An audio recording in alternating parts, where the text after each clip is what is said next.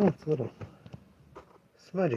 All right, we got 2 days worth of new things to show off. We were off yesterday for Tisha B'Av.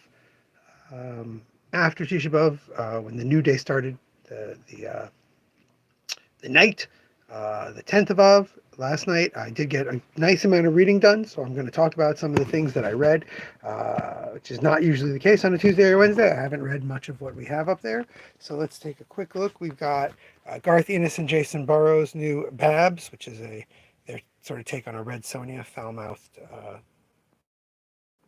barbarian woman. The great Damon Connolly does beautiful books, Damaged People.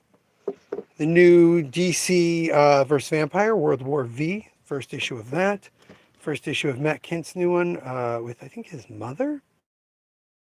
Margie, or maybe his sister, I don't remember. Guilt Frame. Brand new Johnny Quest. Mitz, The Dress Unknown, an adventure series, fantasy adventure series. Night Watcher, the new Ninja Turtle series. Sir, in which they joust on motorcycles. Spider Society, the sequel to Spider-Verse stuff. Really beautiful cover and a few other fun covers on that one. Ultraman X the Avengers. Ultraman crossover. Venomore, a new Venom story in which the symbiote decides who it wants to be with, finally. And that is why it's going to have a bunch of spin-offs like this one. Venomore Spider-Man, Venomore Wolverine, where the symbiote chooses other people for a little while. We've got Werewolf by Night, a red band, ultra-violent horror comic. We've got the latest annual, Wolverine Annual Infinity Watch crossover. New X Factor title, Havoc's, Havoc and Warren, the Angel, lead the team. Spidey and his amazing friends finally get their own little single issue comic that's not a giveaway, a real original single issue. Got the 4th issue of Amory Wars. We've got, oh, people are leaving messes everywhere. We've got the 3rd issue of Ultimates, 2nd issue of The Domain, 2nd issue of the new 15th Doctor, Doctor Who, 2nd issue of Gotham City Sirens, 2nd issue of the new run of Action Comics. Gail Simone Rainbow Rowell writing it together, and a lot of other, all right, Werewolf by Night for Joe. A lot of other great stuff. We've got a new Mad Magazine. Now, again, as usual, Mad Magazine in the last 2 years has just been reprints with one new story. So mostly these are alien stories that are reprinted from Mad. We might not even have anything new. Oh, here we go, 48. Yeah, no, it's a great cover. Hey, Mark. We've got reprints. We've got Marvel's Superheroes Secret Wars #8 reprinted, and we've got House of Secrets 92, the first Swamp Thing reprinted, as well as with the Beetlejuice cover, which a few of the other books this week have. Let's move this for Joe while we go up to the front to look at other books that we got in. We got 22, 23 different books. Let's put this on in case someone walks in while we're going. And here we go. All right. Marvel Modern Epic Venom Space Knight. This is the Venom run from around 2015, where Flash Thompson is still in the suit. There was an actual move here to bring back the Space Knights from ROM using Venom and the Clintars. Didn't sell incredibly well. It's a really fun series. Rami Thomas wrote most of. Colin Bunn wrote a little bit. But Donny Cates came in and changed everything with the Venom symbiotes. I don't know if this is even canon anymore. Iris, gorgeous 70s pop art comic book, I believe, from Vietnam. Maybe the Philippines, I forgot. But really just gorgeous stuff. Cassegrain's Don't Let Go, a wonderful crime book. Yes, Iris is old. Iris is definitely early 70s. Another adaptation of one of Cassegrain's crime novels by Duvel and Bousset. Really wonderful stuff. It's Dutch! Okay, Mark, sorry, it's Dutch. Sorry, Mark. Mark's getting indignant on me. Delights, the story of the great Guy Caldwell, who's a British creator, tells the story of Harmonious Bosch's work on his Garden of Delights book. Beautiful stuff. Caldwell's always beautiful stuff. Deadpool Samurai coloring book. Why did I think it was the Philippines, Mark? I don't know. Deadpool Samurai coloring book. This is the Deadpool and Viz Media series where they made new versions of Marvel characters to team up with Deadpool. The new Brubaker and Phillips House of the Unholy, of course, Sean Phillips and Ed Brubaker, the kings of crime and horror, return with a brand new series. We've got signed book plates that are coming next week for that one. Sex Criminals Letter Daddies, one of the most popular parts of the Sex Criminals franchise of the books were the letters columns. People loved writing in some really intense personal stuff to the letters columns there, and this is all of it collected. Once Upon a Time at the End of the World, Jason Aaron's wonderful dystopic series. There we go. Both born in the Dutch Indies. That helps. Third and final volume of that series. Rocko's Modern Life and Afterlife. Rocko's sequel series that was made in about 2018, 2019, now collected. One of my favorite Superman stories in ages. Superman Lost by the great Christopher Priest. Carla Piguelin. Joe, I've been telling you how awesome this is for years. Superman goes through a wormhole and is lost in space for 20 years.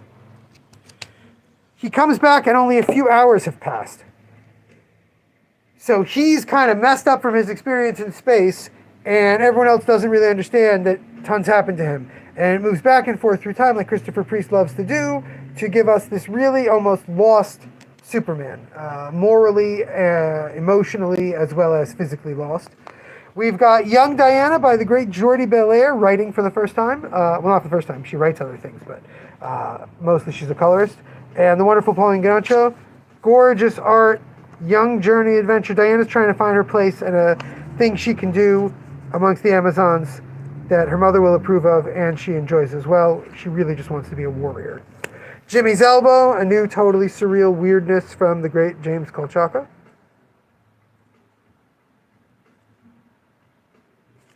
Skelenor the Decomposer. This was a wonderful hardcover graphic novel last year. They finally released it in softcover. Super soft and spooky. Great for the little kids who like the spooky stuff, but are not yet ready for the really, really spooky stuff. Hiriasumi, Volume 2. Wonderful Shinzo graphic novel. Concierge at the Hokuyo Department Store. I really got a kick out of this series. It's about a woman who starts her job as a concierge in a very high-end department store that caters to animals only, including extinct animals. It had really a lot of great stuff about the service industry and working in retail that I really enjoyed, while also being whimsical and fun. Definitely a good one. Inside the Tentacle Cave 3. Why did I get this? Because we sold Inside the Tentacle Cave 1 and 2 and people liked it. Link Click Volume 2, second of that a very popular online series based on the cartoon. Star Wars The Edge of Balance. This is one of my High Republic series that I really love. I've mentioned it numerous times. Really great story set in the larger milieu of the High Republic. Meg Loomer, Magic Girls Incorporated. Again, we got Volume 3 because we sold Volumes 1 and 2, even if people aren't getting them anymore. And then, of course, the big release of the week, the exceptional Jen Wang's Ash's Cabin. Jen Wang is one of those creators who can do no wrong in my eyes. Not because I like the last couple books they did so much, but more because they're just exceptional artists. Look at this.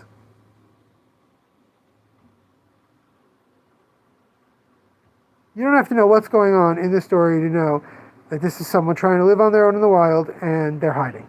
These 2 pages tell you everything you need because they're just so perfectly put together. Just a gorgeous book. Sarah and I actually had a big disagreement on this book. Sarah did not like this book. My wife has read everything that Jen Wang has done, is actually a big fan, but found that the main character, Ash, is such a 15-year-old, is such a screw-up who makes stupid 15-year-old decisions that she couldn't handle the book. She said it's just the main character is just too annoyingly stupid. And I said, no, but that's the story. They grow up. That's kind of the point of the story, is that, and agree to disagree. That's what marriage is, right? Is that what marriage is? I don't know. But yeah, tons of great books. Really amazing is that if you go to other comic shops, streams, feeds, whatever, and look at them, there's another 20 or 30 books that I didn't get this week. It's a humongous, bonkers week of comics. Rare Flavors by Ram V and not Anad. Philippe. Great creators. No one ordered it. We love the book, but it didn't sell amazingly well. I'll get it when I get it other time. There was no need when I had 24 other books. Oop, I left out a book. Let's go look at that one. There's one other book that I really would have gone much deeper on. We got 3 orders for it. which is a lot when you see how expensive this book is. 3 orders for a book that costs $150 would make me usually order a lot more, but I just can't. It's $150. This is David Mazzucchelli, one of the greatest artists working in the late 20th century into the 21st century with Asterios Polyp. These are his original art pages of Batman Year One with Frank Miller. Gorgeous stuff. We've got one of this oversized giant copy because it's $150, and $150 is a lot of money, kiddos. Anyway, that's it for the new stuff. But like I said, such a variety of books, so much great stuff. Mark, it's totally worth it, but you have to really want that book. And that's just the problem, is that people are too unsure if they want things for me to be stocking up just that heavily. Like I said, just so much great stuff out this week, like every other week, that it becomes impossible for us to plan our stock. I was just ordering on Monday and looking at things that are coming out in September and being like, I can't put an order. No one ordered it. I like the creator. I don't see myself selling it right away. I just couldn't get it. So that's something I'm really trying. I go through a whole gay romance comics. I assume you've read Heartstopper if you're looking for gay romance comics. So Heartstopper, of course, is really a lot of fun. It also depends on how romantic you're looking, and if you're looking for romance to be the main thing, or if you're looking for romance to be part of a larger plot. But Japanese stuff, there's so much Japanese stuff. There's so much, and also, what do you mean by gay? Like, does it have to be MLM? Can it just be queer in general? Because there's so much stuff. If you're just going queer, we've got Deep and Dark by the great Molly Ostertag. That came out pretty recently. Jen Wang, who we just mentioned, did The Prince and the Dressmaker, which is all about drag. We've got Roaming, which romance is probably the wrong word, but infatuation is definitely part of the story. Hunger in the Dusk has a subplot that goes there, but I don't think that's really counts much. And then, I mean, like I said, Japanese stuff, there's just so much. Kind of Wolf is really cute. This is a whole anthology of BL stories. Oh, someone put Delicious in Dungeon back. Just like Mona Lisa is about a society where people pick their gender when they're 13, and it's about a bunch of 12-year-olds there, so it doesn't actually have gender. Like I said, it just goes on and on when you... Our Colors by Gogoro Tagame is not a romance, but it's about understanding sexual identity at different ages. There's so much different stuff. And then when you get into Western fiction, it's really a question of if you want it to be about romance or you want a lot of other things. You've got my favorite thing is Monsters, which has at its heart some gay romance, but is also about a million other things. So it really all depends. A lot of stuff here have different queer romances in them as part of their larger story. Paper Girls definitely does. Headlopper doesn't. Squirrel Girl does. There's a big debate amongst fans if Squirrel Girl and Nancy are dating or not. It's a whole thing. Anyway, those are the new books.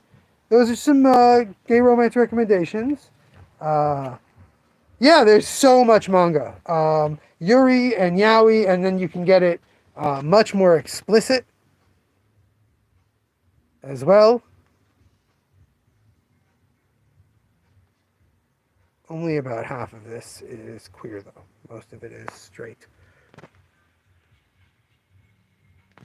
Anyway, tons of new stuff coming out all the time. There will be, and I don't want to be this guy, but there will be a reckoning some point in the next 2 or 3 years where the market cannot sustain how much stuff comes out. I was just on Blue Sky, yet another social media, where great creator Jess Fink made, speaking of adult stuff, speaking of queer stuff, We Can Fix It, about a person who goes back in time to fix their life and keeps making out with their former self. Really.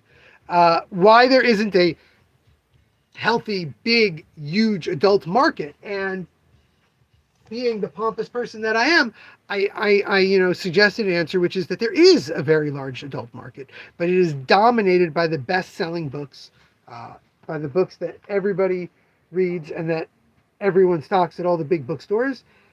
And kids and manga sell so much better that that's where they go wide. They go wide with the best selling stuff. So kids, they know they sell Dogman and Reinas and all that, and they go wider.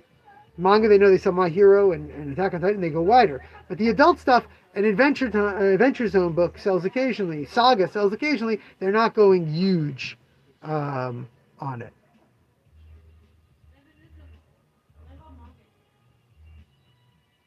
Yep, my Hero just finished.